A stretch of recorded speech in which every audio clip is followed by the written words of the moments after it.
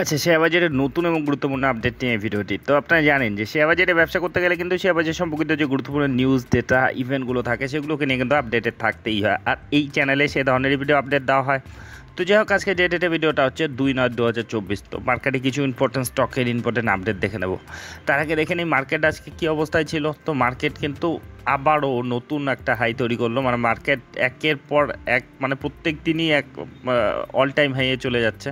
দেখুন আজকের ডেটে যেটা হাই মেরেছিল 25,333-এ, যেটা ওপেনই ছিল আর কি, বলতে গেলে মানে ওপেন হয়েছিল 25,333-এ, সেটাই হাই ছিল।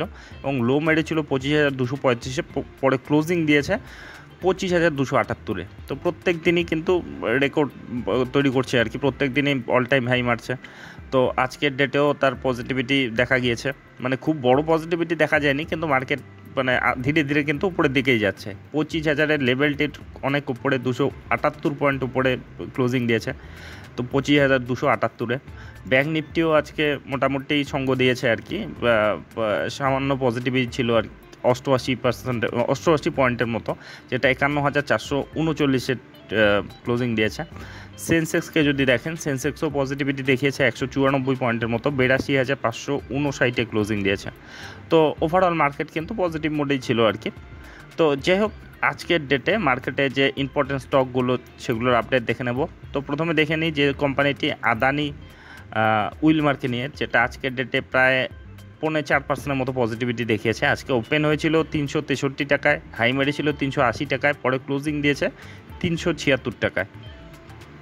তো রিসেন্ট যদি পারফরমেন্সও দেখেন, গত এক মাসে 2%-এর মতো নেগেটিভ, গত 6 মাসে পজিটিভিটি রয়েছে, গত এক বছরে 6%-এর মতো রিটার্ন, গত 5 বছরে নেগেটিভ। 5 বছরের নেগেটিভ বলতে যখন থেকে নেমেছে তারপরে কিন্তু এই হিন্ডেলবার্গের রিপোর্টের পর যে ক্র্যাশ এসেছিলো এখনও পর্যন্ত কিন্তু ঘুরে দাঁড়াতে পারেনি, মানে সবচেয়ে যদি খারাপ অবস্থা বলেন আদানি উইলমারিরই রয়েছে। তো যাই হোক, এই খারাপ অবস্থার মধ্যেও আজকের ডেটে একটা পজিটিভ আপডেট রয়েছে এই কোম্পানির ক্ষেত্রে, যে তারা তাদের বিজনেস বাড়ানোর জন্য কিন্তু তারা প্রায় $1 বিলিয়ন মতো খরচা করতে চলেছে। 3টি নতুন কোম্পানি তারা অ্যাকোয়ার করতে চলেছে। দেখুন সেই খবরটি ছেয়েছে মার্কেটে। Adani Wilmar eyes FMCG expansion sets aside $1 billion for 3 acquisition. তারপরে দেখুন আর একটা update, Adani Wilmar is out shopping for 3 food companies with $1 billion wallet. Company business news. আচ্ছা, Adani Wilmar looking acquisition 3 FMCG brand $1 billion shopping. তো এই খবরটি কিন্তু ছেয়ে রয়েছে যে 3টি তারা নতুন বিজনেস অ্যাকোয়ার করতে চলেছে তাদের বিজনেস এক্সপানশনের জন্য। অবশ্যই এটা এই কোম্পানির জন্য এই স্টকের ক্ষেত্রে একটা পজিটিভ খবর। তো যাই হোক, এর পরিপ্রেক্ষিতে কতটা পজিটিভিটি মার্কেটে ধরে রাখতে পারে সেটাই দেখার। তো আজকের ডেটে তো পজিটিভই শেষ করেছে, আজকের ডেটে প্রায় 4.5%-এর মতো পজিটিভিটি দেখিয়েছে, 376 টাকায় ক্লোজিং দিয়েছে। তো যাই হোক, এর পরের আপডেটে চলে যাব, সেটা হচ্ছে টিভিএস মোটর লিমিটেড। তো টিভিএস মোটর কোম্পানি আজকে কিন্তু গ্যাপ আপেই খুলেছিল, কিন্তু ওভারঅল যে সেক্টরটা আর কি, অটো সেক্টরটাই কিন্তু একটু খারাপ পারফরমেন্স দিয়েছে আর কি, যার পরিপ্রেক্ষিতে এটাও আজকে খারাপ পারফরমেন্স দিয়েছে। কিন্তু তুলনামূলক অন্যান্য কোম্পানি, আপনারা জানেন যে এদের যে সেলসের, যে ভেহিক্যাল সেলসের যে ডেটাগুলো সেগুলো কিন্তু প্রকাশ হওয়া শুরু হয়েছে, সেপ্টেম্বর মাস চলে এসেছে, যে আগের মাসের আগস্টের যে তাদের বিক্রি বাট্টা ছিল সেটার কিন্তু হিসাব বেরিয়েছে। তো তার মধ্যে অন্যান্য কোম্পানির তুলনায় আর কি টিভিএস মোটর কিন্তু তাদের সেলসে গ্রোথ দেখিয়েছে, প্রায় 13%-এর মতো তারা সেলস গ্রোথ দেখিয়েছে। দেখুন TVS motor company sales grow by 13% in August, যেখানে অন্যান্য কোম্পানিগুলো, বড় বড় company Maruti Suzuki, Tata motor কিংবা আরও যে বড় কোম্পানিগুলোর কিন্তু একটু সেলস ডাউন হয়েছে, সেই তুলনায় কিন্তু টিভিএস মোটর গ্রোথ দেখিয়েছে। দেখুন ইভি সেক্টরেও তারা গ্রোথ দেখিয়েছে, যেখানে অন্যান্য কোম্পানি ইভি বা অন্যান্য টোটালি তারা ডাউন রয়েছে, এখানে 13%-এর মতো ওভারঅল তারা ইনক্রিজ দেখিয়েছে তাদের সেলস গ্রোথে। তো যাই হোক, তা সত্ত্বেও টিভিএস মোটর আজকের ডেটে কিন্তু নেগেটিভেই শেষ করছে। কিন্তু যদিও এই মানে কোম্পানি সম্বন্ধে বুলিশ রয়েছে, ব্রোকারেজ হাউসগুলো কিন্তু বুলিশ রয়েছে, আপডেট দেওয়া হয়েছিল, এটার কিন্তু 3,000 টাকার উপরে একটা টার্গেট রেখেছে একটা ব্রোকারেজ সংস্থা। তো আপডেটগুলো দেখে নেবেন। যাই হোক, এটার যদি রিসেন্ট পারফরমেন্স দেখেন, গত এক মাসে 8%-এর মতো সুন্দর রিটার্ন দিয়েছে, গত 6 মাসে 24%-এর মতো সুন্দর রিটার্ন দিয়েছে, এক বছরে 92%-এর মতো সুন্দর, মানে সুন্দর গতিতে রয়েছে। 5 বছরে দেখুন 631%-এর মতো দুর্দান্ত রিটার্ন দিয়েছে, যেটা বর্তমানে 2790 টাকায় চলছে। তো এদের বিজনেস কিন্তু ভালোভাবেই গ্রো করছে। তো এই কোম্পানির এটাই আপডেট ছিল যে তাদের কিন্তু আলটিমেটলি সেলস তারা গ্রোই করেছে, কিন্তু তা সত্ত্বেও আজকের ডেটে মার্কেটে সামান্য একটু নেগেটিভিটি দেখিয়েছে। তো এরকম হতেই থাকে মার্কেটে। তো যাই হোক, এর পরের আপডেটে চলে যাব, যেটা হচ্ছে আদানি গ্রিন এনার্জি। আজকের ডেটে কিন্তু ভালো রকম পজিটিভিটি দেখিয়েছে, প্রায় 5%-এর উপর পজিটিভিটি দেখিয়েছে। 1935 টাকায় চলছে। রিসেন্ট পারফরমেন্স যদি দেখেন, গত 5 দিনে 2%-এর মতো পজিটিভিটি, গত এক মাসে 3.5%-এর মতো, গত 6 মাসে নেগেটিভ রয়েছে, গত এক বছর হিসেবে দেখলে মোটামুটি 100%-এর মতো রিটার্ন দিয়েছে। তো যাই হোক, এই স্টকটি কিন্তু ঘুরে দাঁড়ানোর চেষ্টা করছে। যে ইম্প্যাক্টটা ছিল আর কি বা হিন্ডেলবার্গের রিপোর্টের পর, সেই ইম্প্যাক্টটা থেকে মোটামুটি লো থেকে দেখলে কিন্তু প্রায় 300%-এর মতো রিকভার করে ফেলেছে। তো যাই হোক, এখনও বড় সড়ো রিটার্নে বসে রয়েছেন যারা লং টার্মে হোল্ডার। 4000%-এর রিটার্ন 5 বছরে, 1935 টাকায় চলছে। তো আদানি গ্রিনকে নিয়ে একটা পজিটিভ খবর রয়েছে, দেখুন সেই খবরটা, যে total energies to make further $404 million investment in joint venture with Adani Green. তো the statement said joint venture company will house এত megawatt portfolio which will comprise mix operational under solar asset blend merchant. তো মোট কথা তারা তাদের business বাড়ানোর জন্য আর কি আরও ইনভেস্টমেন্ট করতে চলেছে। তাদের যে গ্রিন এনার্জি ক্লিন এনার্জি নিয়ে তাদের যে রয়েছে, দেখুন Adani green energy Monday said board has approve definite agreement for further 444 million investment for total energies to form joint venture with the company. তো অবশ্যই এটা এই কোম্পানির ক্ষেত্রে পজিটিভ খবর, তাদের বিজনেসের ক্ষেত্রে পজিটিভ খবর। তো যার পরিপ্রেক্ষিতে মার্কেট কিন্তু আজকে একটা ভালো রকম পারফরমেন্স দিয়েছে বলে বিশেষজ্ঞরা বলছে, যে এই খবরের পরিপ্রেক্ষিতেই কিন্তু এই গতিটা তারা মনে করছে। তো যাই হোক, এটা আদানি গ্রিনকে নিয়ে আপডেট ছিল। এরপরে চলে যাব টাটা মোটরকে নিয়ে। তো টাটা মোটরের কিন্তু গতকালই যে তাদের সেলস রিপোর্ট বেরিয়েছিল, তাতে আজকের ডেটে একটু নেগেটিভ থাকার সম্ভাবনাই ছিল, এবং সেটাই হয়েছে। প্রায় 1.5%-এর উপর নেগেটিভিটি দেখিয়েছে। 1093 টাকায়, মানে 1100 টাকার লেভেলের নিচে ক্লোজিং দিয়েছে।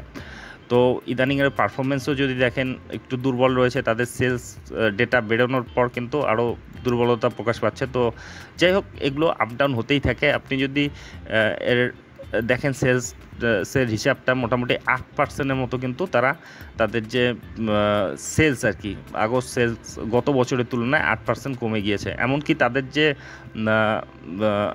ইলেকট্রিক ভেহিক্যাল যে সেল, সেটাও কিন্তু কমে গিয়েছে। যদিও ওভারঅল ইলেকট্রিক ভেহিক্যাল সেক্টরটাই কিন্তু এই আগস্ট মাসে কিন্তু খুব একটা ভালো পারফরমেন্স দেয়নি, মানে তুলনামূলক কমে গিয়েছে সেলস, মানে ইলেকট্রিক ভেহিক্যালের সেলস। তো সেক্ষেত্রে যে বড় বড় কোম্পানিগুলোরও ইলেকট্রিক ভেহিক্যাল সেগমেন্টে সেলসটা কমে গিয়েছে। টাটা মোটরের ইলেকট্রিক ভেহিক্যাল সেগমেন্টেও সেলস কমেছে। তো ওভারঅল আর কি টোটালি তাদের মোটামুটি 8%-এর মতো ডিক্লাইন দেখা গিয়েছে তাদের সেলসে। তো যার পরিপ্রেক্ষিতে মার্কেটে আজকে একটু নেগেটিভ ডিরেকশন দিয়েছে, প্রায় 1.5%-এর উপর নেগেটিভিটি দেখিয়েছে। তো যাই হোক, এই নেগেটিভিটিটা কতটা স্থায়ী হয়, কতটা দীর্ঘ হয়, সেটাই দেখার। তো যাই হোক, এবার পরের আপডেটে চলে যাই, যেটা জিও ফিনান্সিয়াল সার্ভিস। আজকের ডেটে কিন্তু রকেট হয়ে গিয়েছে, দেখুন 8%-এর মতো বড় সড়ো র্যালি দিয়েছে, যেটা 348 টাকায় আজকে ক্লোজিং দিয়েছে।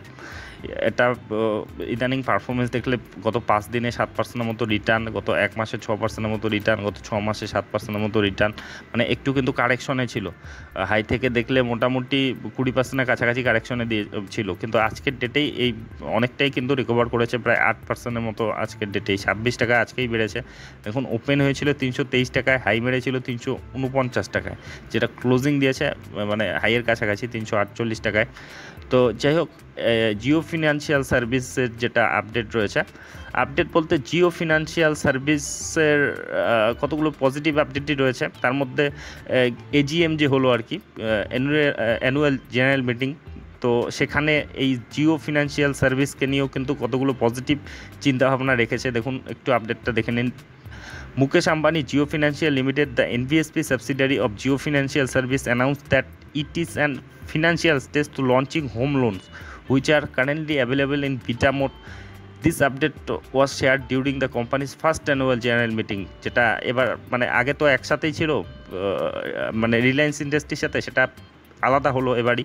তো এক্ষেত্রে এদের প্রথম এটা এজিএম ছিল, তো যেখানে কতগুলো পজিটিভ তারা আরও নতুন তাদের ব্যবসার ক্ষেত্রে পজিটিভ কিছু ইনক্লুড করেছে আর কি। তার মধ্যে হোম লোনটাকে তারা আরও ভালোভাবে করছে, যেটা বিটা মুডে রয়েছে।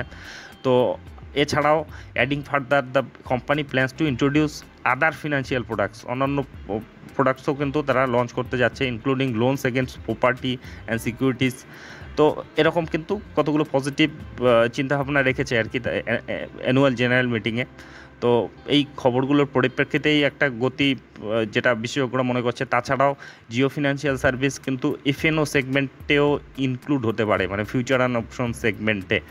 তো এখানে যদি ইনক্লুড হয় তবে এই কোম্পানির আরও কিন্তু ভলিউমটা বাড়বে আর কি, ভলিউমটা বাড়ার সম্ভাবনা রয়েছে। তো এরকম কতগুলো পজিটিভ খবরের পরিপ্রেক্ষিতেই এই গতিটা বলে মনে করছে বিশেষজ্ঞরা। আজকের ডেটে 8%-এর মতো পজিটিভিটি দেখিয়েছে।